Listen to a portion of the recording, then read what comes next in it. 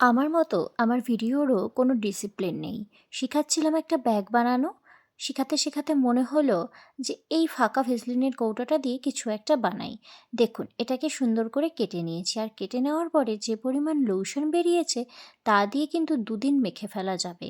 আপনারা আমার ভিডিও দেখে কিছু বানান আর না বানান, লোশনের কৌটা শেষ হয়ে গেলে ফেলে দেবেন না। আগে কেটে ২ দিন মেখে নেবেন, তারপরে ফেলবেন। আর এই যে পেপারগুলো মুড়িয়ে এখানে লাগাচ্ছি, এই পেপারগুলো কিন্তু এমনি মোড়াইনি। পেপারগুলো মুড়িয়ে আর একটা বাটির মধ্যে সামান্য গ্লু আর তার মধ্যে সামান্য পরিমাণ জল দিয়ে একটা পেস্ট বানিয়ে সেখানে ভালো করে চুবিয়ে তারপরে এখানে বসিয়েছি। আর এর উপরে ইউজ করছি এই মোল্ডেড ক্লেগুলো।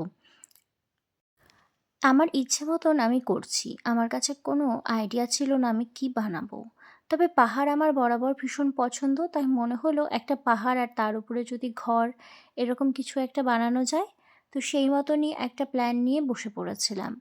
ভাবছিলাম অনেক কিছু, কিন্তু জানি না ফাইনালি কী হবে। যাই হোক, এটার আরেকটা ভিডিও আসবে। তবে এবার কিন্তু আমি একদম পুরো কমপ্লিট করে তবেই নিয়ে বসেছি ভিডিও এডিট করতে।